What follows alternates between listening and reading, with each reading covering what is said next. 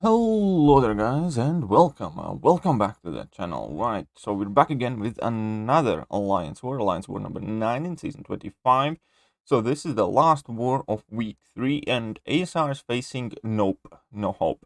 And last time we faced these guys we won by 1 attacker bonus. So we knew immediately that it is not going to be a straightforward easy war and it is to be taken extremely seriously.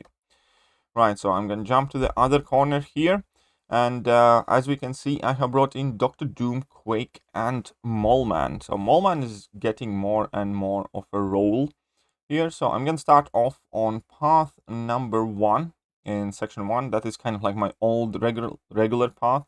I actually haven't gotten a chance to do it in quite a while. I believe this might actually be the first or second time I do it this season. I have been thrown like kind of all over the place. But the first fight up there is Tigra, and Tigra is a very frequent placement there, and I'm not entirely sure why. I don't think she's particularly great there. The only kind of like stressful point in the fight, I suppose, is the very beginning of the fight, but the trick to make this fight extremely tame and straightforward is just to let her dash back at any given point, and as soon as she dashes back, just hit her block until the regeneration expires, and then just parry, stagger, nullify, do everything as you want. I suppose she's placed there because she's hard to quake, but that would be just about it. There's nothing really tricky about that fight, and yeah, it's all good. Dr. Doom, easy peasy. We got to level 3, thanks to the Mystic Dispersion, extremely quickly, to be honest. Now I'm going to drop my level 3, and also considering that this Tigra in particular is only a 5-star champion against a boosted rank 3 6-star, she doesn't have too much of a chance. Now, ideally, I would have preferred that she had more power than she did, so I have to work a bit harder to get to my level 2, but as soon as I drop the level 2, the fight is over, and there's absolutely no stress, no worries. Now, this next fight here is Masochism Node, and I probably have a sneaking suspicion that my alliance mates wanted me to use Quake for this fight, because that's what I typically use there. But I had Moleman with me. And Moleman is fantastic against, not just against Larry Hulk, and I actually really enjoy using Moleman as well. So obviously Masochism is there, so I do need to keep an eye out for when my parries are going to get shrugged off, but that is just about it. So there I did make a small mistake. He could have punished me, but past this point my frenzy is active, and I'm going to just keep an eye to make sure that I have enough charges on me, and that is about it. So I'm gonna parry heavy. The bleeds with all the other debuffs will mitigate the healing quite significantly. Since Moleman is extra large champion, he doesn't have to worry about protection at all. You can see those bleeds putting in some significant amount of work. Now I'm just waiting there to try and bait out the level 2. He doesn't quite want to do it, so I drop another heavy attack and another one for good measure. He's slowly getting destroyed there, and yeah, Masochism really isn't that big of a problem. Fairly decent fight, I would say. Not perfect at all, but fairly decent. Now, this Moleman was not assigned to me. I believe we had a guy with Apocalypse to take it. I believe it was actually Pod, who is the officer of our battle group that's in charge of Alliance War planning. So he took that fight down, and that was it for my contribution in the first evening. Now, these fights are already in the next morning after I have woken up. I noticed that, yeah, pretty much we have made a great progress. The war was actually very close at this point.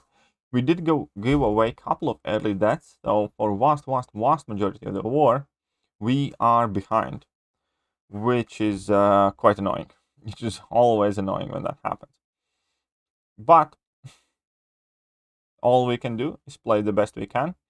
Do not mess about, not die again, and see where we're gonna end up, because again, we expected this war to be very close. Now, I had a 10% boost active there for some reason. I don't quite remember why I had activated it before I entered the Alliance War. I do have a bunch of those expiring, the small boosts, so I kind of end up wasting them frequently. Anyways, this fight is Immortal Hulk on Encroaching Stun. And it's somewhat of a tricky fight. I'm going to be using Quake here. And I know that you can wait about 7-8 seconds before start charging Quake's heavy attack, and then you can kind of line it up quite well. But I typically just kind of go in Hakuna Matata now. My Quake is relatively well boosted at this point. Obviously, this Hulk here has willpower. It's a rank 3. It's quite stacked guy, so the fight is going to take a while. So I do need to be careful.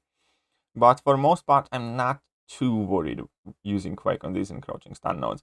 Special trick, kind of, you can call it a trick, is to actually parry the opponents as frequently as you can, because that allows you higher uptime charging heavy attack, and there is much better chance that you will be able to bypass the encroaching stun. And for the most part, it works out perfectly.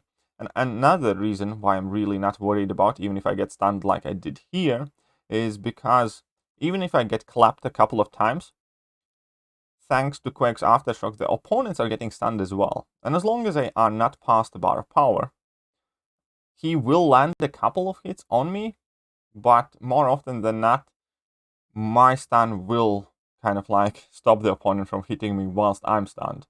And that's exactly how it worked out there. I did get stunned, but he only got in like a heavy attack and a couple of hits before he got stunned himself. And past this point, there's absolutely nothing to worry about.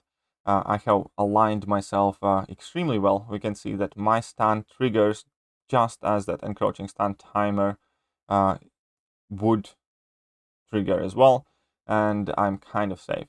Now, it is not the most safe Quake fight, and I'm going to speed up for the rest of it because there's nothing too exciting happening, but it pretty much always works out well. I'm confident enough to do that in a serious war, so there we go. Now, next couple of fights are relatively straightforward. These are the buff imbalance nodes, where basically every time opponent gains a buff, I gain a weakness, and I can get rid of those weaknesses only when I launch special attack. But those nodes typically get cheesed by Mystic champions very easily, because if opponents do have a lot of buffs, then they also can very well feed the Mystic Dispersion, and by feeding Mystic Dispersion, most of the Mystic champions turn into an absolute beast, and obviously Doom's no exception. So in this case, I'm going to drop level 3 on the Venom, and that's perfectly fine here. Still, protection hasn't gotten triggered, probably largely thanks to all of those weaknesses that I was getting before as well. And my standard rotation, level 2, he's not quite dead, trigger protection here, but Incinerate will finish him off, and fairly straightforward, easy fight. Can move on to the next one. Next one is Aegon, which is also a fairly typical placement. I think Venom and Aegon, both of them kind of get placed on these two nodes quite frequently. Kind of makes sense. Both of those champions do get a lot of buffs whenever you kind of like hit them or when you fight them. But at the same time, they're not exactly the hardest cookies on the Alliance for defense, so to speak. And yeah, this fight is it's going to take a bit, Dr. Doom, because those weaknesses do reduce my damage output quite significantly. But hey, it's not a big deal. Now, Rich Get Richer there was giving him like extra bit of power. That's why he actually got level 2. It kind of caught me off guard a bit because I knew that I wasn't trying to push him there. But hey, at this point I'm at my level 3, and there is not much Aegon can do about it. Another reason why I was doing these fights early in the morning was because I wanted to put on Suicide Masteries for the last fight, and also we get a day's break, so I get to keep my Suicide Masteries active for like nearly 2 full days. And during Alliance War season, that is about as good as it comes. So here, once again, another level 3 on Aegon. Easy peasy, lemon squeezy, why not? And you can nullify some of his buffs, feed the Mystic Dispersion, get to almost 3 bars of power, but I want to drop level 2 anyways, and he's dead. So very simple fight. I'm going to fast forward here up to Man-Thing, and even though, well, I'm kind of out of potions, so I end up using a team potion here. I do still have a couple of those and like a few of these smaller potions. And yeah, this node is actually the node where I died this season. The only death this season that I do have is on this node. It wasn't against Man-Thing, it was against MODOK though. And after that fight, I don't think I'll ever die to that fight with Quake again, because after that fight, I just kind of accepted the fact that I don't need to worry about opponent's power level at all. They do have bar power, fine. Vast majority of the opponents, level 1s, aren't that detrimental. I should have done the same thing before in MODOK fight. I should have just ignored his power bar, And I'm certainly doing exactly the same thing here. Man-Thing gets to a level 1, fine. What's the big deal? Let him throw it.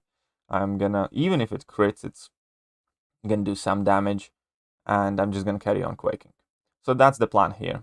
He gets a bar power, no problem. Let him get a bar power. I do make a mistake here, once again, myself. Again, he has a full bar power. I just ignore it. And just ignore it. It was a mistake. Fair enough, but I'm not worried about it. Eat, it crits 10k, why not? I still didn't get any pustules because of concussion. He's at 34%, I'm at 78%. And since I went in with the mindset that whether my opponent gets a bar power or doesn't, I'm not going to try and kind of like bait out that special attack or do anything else. I was not worried about this fight at all whatsoever. And we can see that Man-Thing's going down rapidly. So that is my piece of advice to anybody who ever quakes this fight as well. Just quake normally. Don't watch opponent's power bar. One level 1 will not kill you pretty much from 99% or 90% of the champions in the contest, and most likely pretty much everybody that anyone would place there. And unfortunately there it was, I was out of energy. Otherwise I would have actually been able to finish my war. But it's all fine. I'm gonna put on the small set of boosts here. At this point, however, I have changed my masteries already and I have Suicide Masteries active. I probably should have boosted a bit harder than I did, but I only applied the bare minimum set of rainbow boosts because I had done this fight in the previous war, and honestly it's very, very easy. And last time I was going up against MODOK here with Moleman, I didn't have Suicide Masteries active. This time I do, therefore this fight is going to be even quicker. It's actually going to be silly quick. So I'm going to drop a heavy attack here, very easy. I let him hit into my block, wonderful. And yeah, that is going to be pretty much it. We can see that MODOK absolutely melt here. So we can see that we have spent, what, 33 seconds in this fight. He has lost 33% of his health, but at this point it's going to be very, very, very, very quick till he completely goes down. So he has like 10 bleeds active, 11 bleeds, 12 bleeds, 13 bleeds, why not? And this entire fight lasts, what, 41 seconds? So Moleman is an absolute beast. And that was also it for my contribution to the war. Man, I love when I get to use Moleman in war, and I'm happy that I get to do it more frequently. He definitely is a very potent attacker now. He can nuke down champions like nobody's business. Right, the war is technically still going on, but at this point we are in relatively safe space. Obviously, anything can happen, so I'm not gonna say that we won the war, but we have 7 fights left. Opponents have 27 fights left, and we are 2 attacker bonuses ahead. So we are leading this war, and yeah, hopefully that will mean that we move on with a score of 8-1. And currently, I believe we are in 2nd place, which is not the worst place to finish. Obviously, we hope to finish 1st, but there are some matchmaking issues that do seem to be rearing their ugly head up once again. But we can see what happens with that. Other than that, I hope you guys enjoyed today's video. If you did, let me know which part in the war you like the most. But yeah, I'm gonna catch you guys soon. See ya.